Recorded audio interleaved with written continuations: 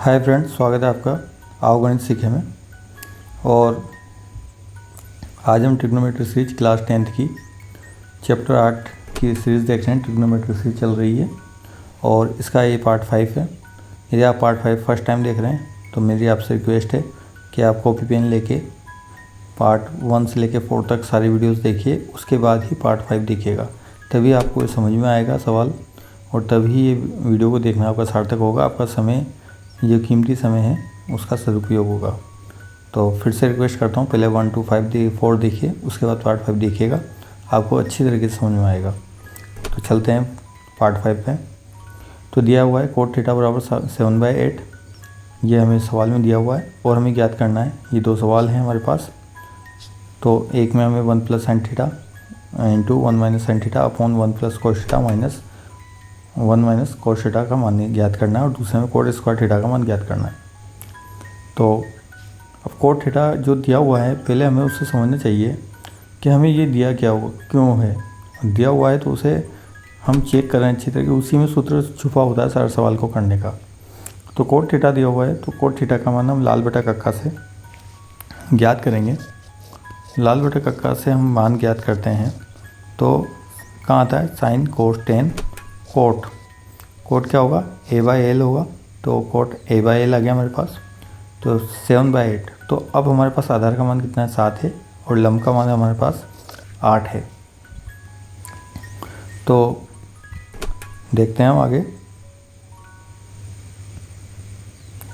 तो कर्ण स्क्वायर बराबर आधार square plus लंब स्क्वायर। तो पाइथागोरस प्रमेय हमने लगाई, तो पाइथागोरस प्रमेय हमने लगा दी यहाँ पर। तो कर्ण स्क्वायर बराबर आधार स्क्वायर प्लस लंब स्क्वायर। तो कर्ण का मान हम ज्ञात करना है हमें, तो हम कर्ण को ऐसे लेके चलेंगे। आधार स्क्वायर की जगह हम 7 का स्क्वायर, लंब का स्क्वायर बराबर 8 का स्क्वायर। तो आधार की जगह 7 रख दिया हमने, लंब की जगह 8 रख दिया है। तो 7 का स्क्वायर 49, 8 का स्क्वायर 64। तो इन दोनों को जोड़ेंगे तो 113। कर्ण का जो वर्ग है, अब मैंने आपको पहले बताया था कि वर्ग जब दूसरी तरफ जाता है तो काय में जाता है, वर्गमूल में जाता है। तो कर्ण का जो वर्ग है दूसरी तरफ वर्गमूल में चला गया, 113 के ऊपर वर्गमूल लग गया। अब देखिए, जो 64 होता है, 64 के ऊपर वर्गमूल लगा होता है तो एग्जैक्ट निश्चित मान होता है 64, लेकिन हम निकाल सकते थे, लिख देते हैं। क्योंकि 64 होता तो 8 आता, हम लिख देते हैं।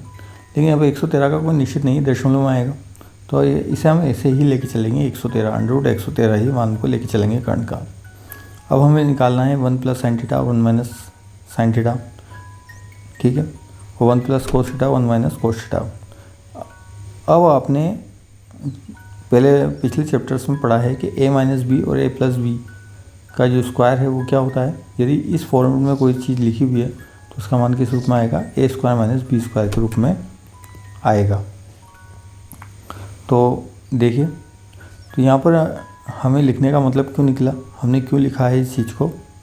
तो हमने इस चीज़ को इसलिए लिखा है कि देखिए यहाँ पर सेम रूप में, देखिए ये a है तो ये भी a है, ये b है तो ये b है, और देखिए एक जगह प्लस लगा है, एक जगह माइनस लगा हुआ है। देखिए यहाँ पर एक प्लस माइनस लिखा हुआ है, आगे पीछे हो सकते हैं, a - b पीछे लिखा हो सकता है या a + b आगे लिखा हो सकता है, लेकिन फॉर्मेट ये होना चाहिए।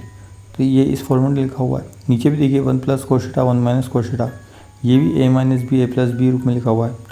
तो इस फॉर्मेट में लिखे हुए हैं तो इनका मान किस रूप में आएगा, a² - b² के रूप में आएगा।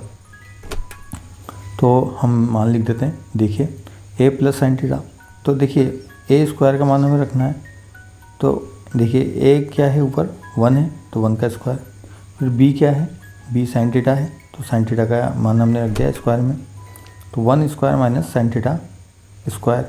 अब देखिए बटा के नीचे ये भी a - b a + b है, तो ये भी किस रूप में लिखा है में आएंगे, ये भी a² - b² के रूप में। तो यहाँ पर क्या है, a 1 है तो 1 का स्क्वायर, b क्या है, cos थीटा है तो cos थीटा का स्क्वायर हमने रख दिया है। तो हमारे पास आ चुका है 1² - sin² थीटा और 1 - cos² थीटा। अब हमें sin थीटा और cos थीटा का मान निकालना है। तो sin थीटा क्या होता है, लाल बटा कक्का से l/k, लंब बटा कर्ण। तो लंब क्या है, 8 है, कर्ण क्या है, √113 है। अभी मान आप देख सकते हैं पहले जाके। तो हम निकालें कोस थीटा क्या है, ए बाई के, ए का मान क्या है 7, के का मान क्या है अंडर रूट 113 हमने ज्ञात करा था।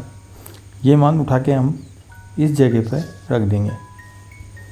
देखिए 1 minus sine theta, sine square theta की जगह मैंने साइन की जगह मान रख दिया है 8 बटा अंडर रूट 113, और ये जो स्क्वायर लगा हुआ था साइन के ऊपर, इस स्क्वायर को हमने वापस यहाँ लगा दिया है।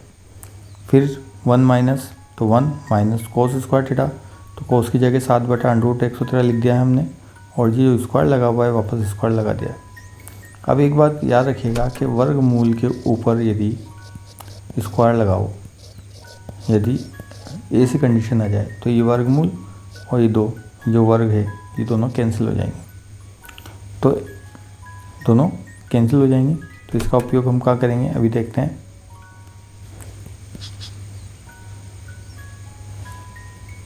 देखिए यदि 8 बटा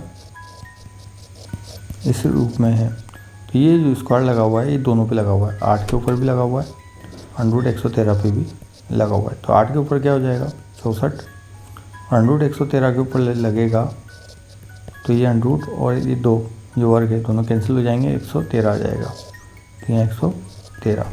तो इसी प्रकार मान आएगा। तो ऐसे ही 7 बटा अंडर रूट 113 का वर्ग है, तो 7 का वर्ग 49, और अंडर रूट 113 का वर्ग क्या हो जाएगा 113। अभी हमने आपको बताया है इससे पहले। तो आगे चलते हैं।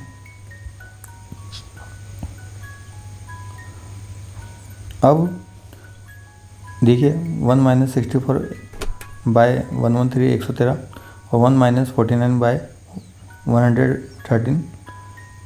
अब बटा बटी की संख्या कैसे सोल्व होती है एलसीएम लेके, तो इनके नीचे कुछ नहीं तो हमने एक लिख दिया, हर ले आए हैं हम इनके नीचे। 1 और 113 का एलसीएम लेंगे तो कितना जाएगा 113, यहाँ पर आ चुका है। देखिए बराबर के ऊपर सोल्व कर रहे हैं अभी, इस ब्लू लाइन के ऊपर सोल्व कर रहे हैं अभी हम इसे। तो 1 और 113 का एलसीएम 113, 1 का भाग 113 में 113 बार, 113 को किससे गुणा करेंगे इस ऊपर वाले 1 से, 113 आ गया। 113 का भाग 113 में जाएगा एक बार, 1 को किससे गुणा करेंगे 64 से, 64 आ गया। तो 113 माइनस 64 64 बटा 113। अब इसी सेम पैटर्न में हम इसे बटा बराबर के ये बटा है बटा के नीचे भी सोल्व करेंगे। तो फिर 1 और 113 का एलसीएम 113, 1 का भाग 113 में 113 बार, 113 को ऊपर वाले 1 से गुणा करेंगे तो 113, माइनस 113 का भाग 113 में एक बार, 1 को 49 से गुणा करेंगे तो 49। तो 113 में से 64 जाएगा तो क्या बचेगा हमारे पास, ब्लू लाइन से ऊपर चल रहा है अभी 49, और ब्लू लाइन के नीचे भी 113 माइनस 49 आया है।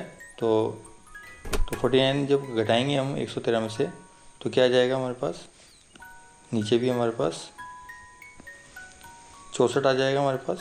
तो देखिए ऊपर तो आया 49 डिवाइडेड बाय 113 113, जो ब्लू लाइन से ऊपर है ये, और ब्लू लाइन के नीचे 113 में से 49 घटाते कितना आया 64 बटा 113। अब जब यदि संख्याएं ऐसे लिखी हो जैसे a बाय बी बटा p बाय क्यू, तो इसे सोल्व करते हैं हम a बटा b, और इस भाग को बदल देते हैं गुणा में, और नीचे वाला जो p बाई क्यू है इसे उल्टा कर देते हैं। इस रूप में हम इसे सोल्व करते हैं।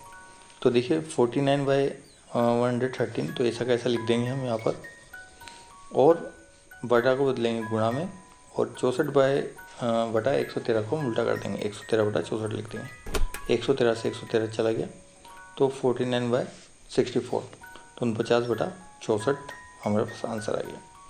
इसके बाद अगला इसी क्वेश्चन का सेकंड पार्ट था कोट स्क्वायर थीटा। तो कोट स्क्वायर थीटा, तो कोट का मान a बाई एल है, 7 बटा 8 है, इसका स्क्वायर करना है तो स्क्वायर कर दिया हमने, स्क्वायर लगा दिया 7 बटा 8 पे, तो 7 का स्क्वायर 49 और 8 का स्क्वायर 64। तो इस प्रकार ये सवाल जो है पूरा होता है, ये पार्ट पूरा होता है पार्ट 5। तो मैं आशा करता हूँ कि आपको वीडियो अच्छा लगा होगा। तो वीडियो को लाइक कीजिए, लाइक करने से हमें मोटिवेशन मिलता है कि आपके लिए अच्छी वीडियो बनाएं, और सब्सक्राइब कीजिए क्योंकि आप सब्सक्राइब करने से अच्छी चीज़ों के साथ जुड़ते हैं। तो अच्छी चीज़ों के साथ जुड़ना ज़रूरी है ताकि हम ग्रो कर सकें, आगे बढ़ें। अच्छे दोस्तों के साथ जुड़िए, अच्छे स्टूडेंट्स के साथ जुड़िए, अच्छे टीचर्स के साथ जुड़िए, और शेयर कीजिए। शेयर करने से आप दूसरे दोस्तों की मदद करेंगे तो आपको अनगिनत तरीके से वो भी आपकी मदद करेंगे या दूसरे लोग आपकी मदद करेंगे। मदद हमेशा लौट के आती है। तो आज के लिए इतना ही। थैंक्स, शुक्रिया।